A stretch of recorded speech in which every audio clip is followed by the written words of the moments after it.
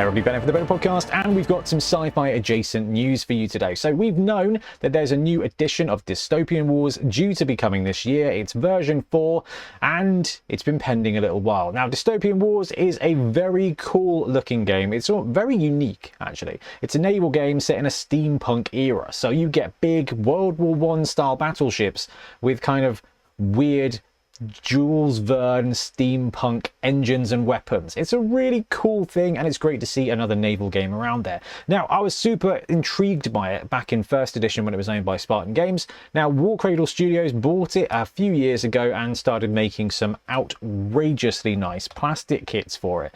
But it was a bit bloaty. There was a ton of stuff going on that made it a little bit overwhelming to jump into a new edition.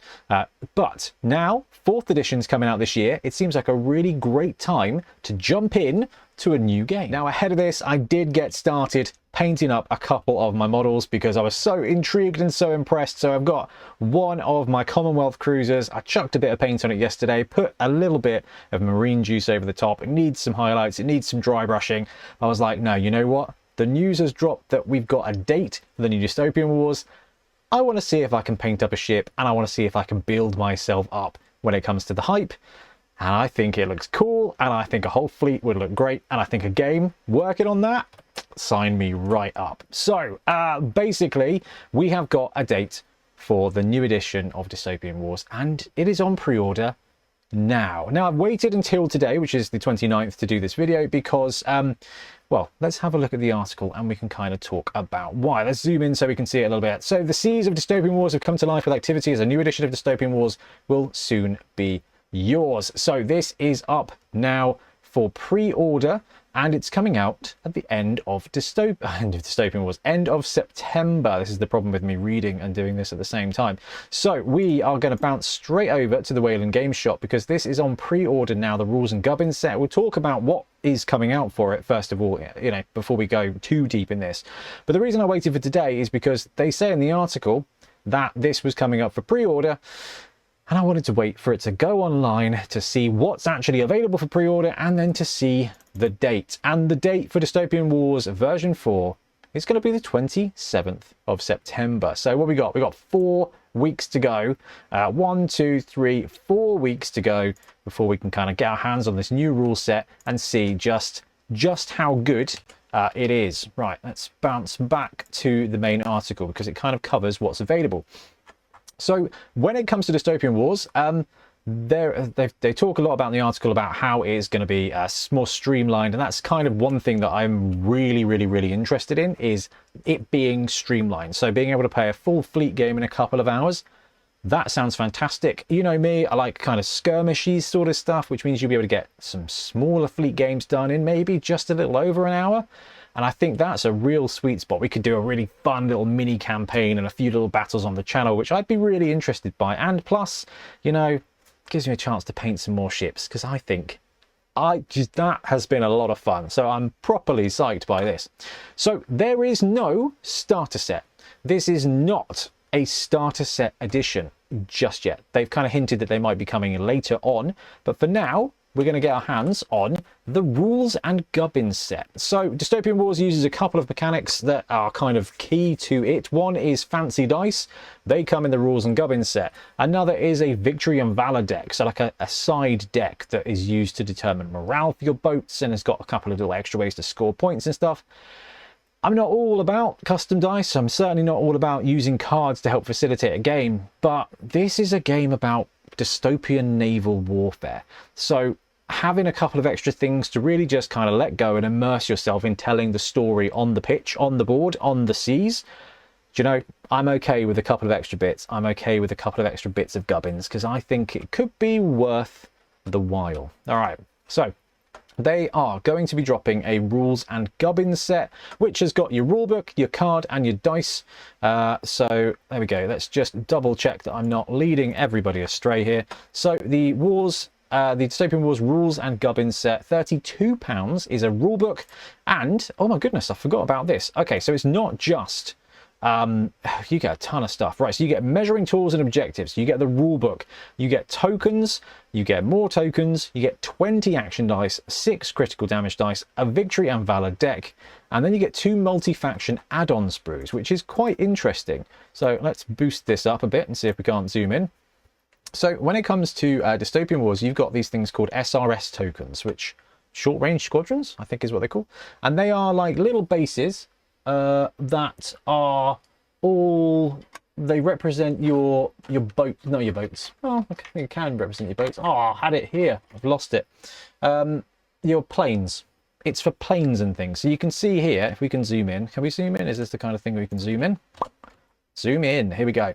You can see that you get a bunch of these little tokens. Now these go into bases, or they used to, because now they stack. Now, if you played Battlefleet Gothic and other games like that, you'll know you need fighters and a way to track how many fighters in it. The way they've done it here is like here.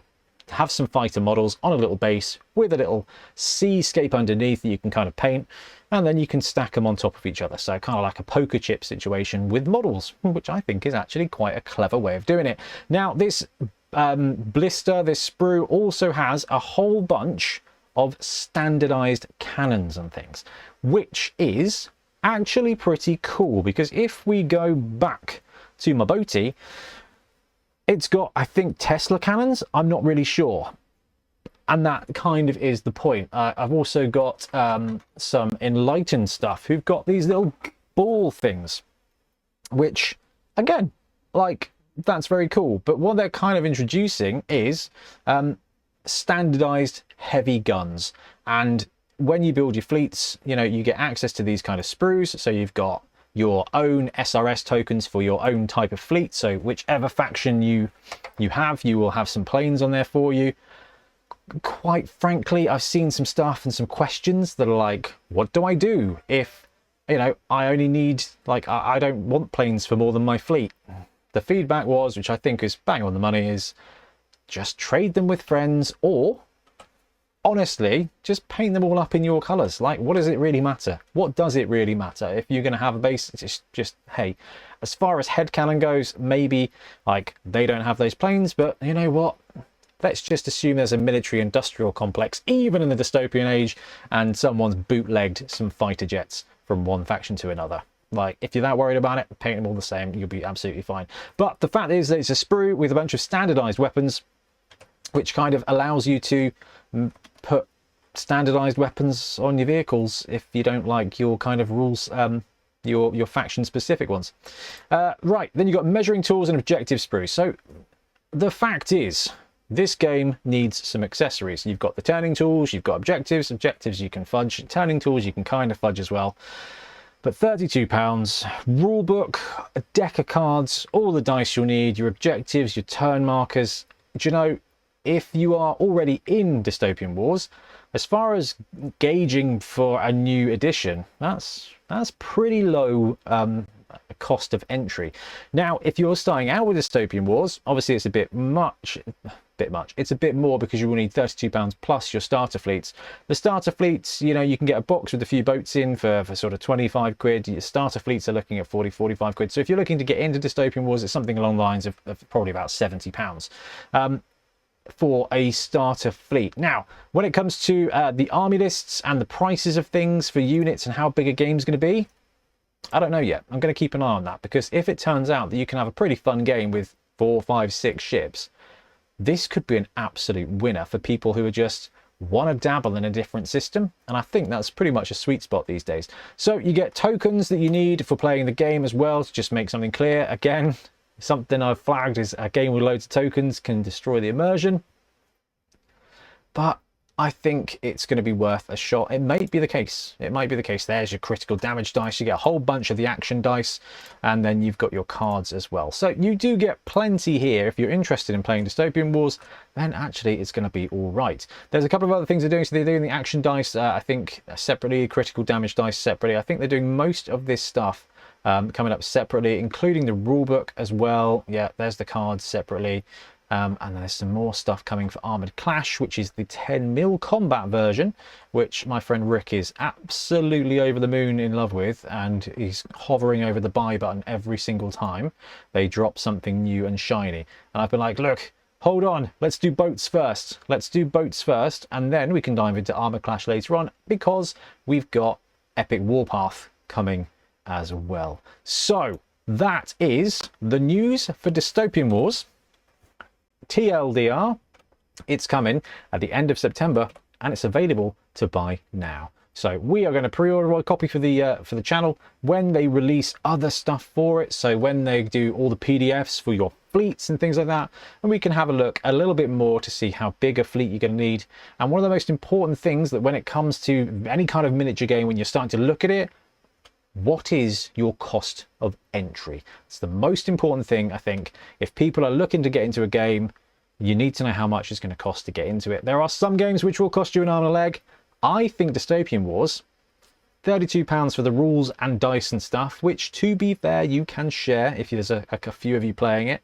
And then kind of the fleets, which are not a huge amount of money. So Dystopian Wars could be a really fun alt game, different way to play, different vibe, different story, and most importantly of all, some very cool looking, definitely not World War I style boats. So I'm on board. Let me know your thoughts in the comments below, and we'll be back soon with more wargaming content. Happy gaming. Thanks very much for watching. We really appreciate your support. If you want to support the channel even further, don't forget to like, subscribe, and leave a comment below, or come and join us on Patreon or YouTube members for bonus content and early access to everything we do on all the channels on the Bonehead network, because more wargaming is more better. Anyway, thanks so much for joining us. Happy gaming.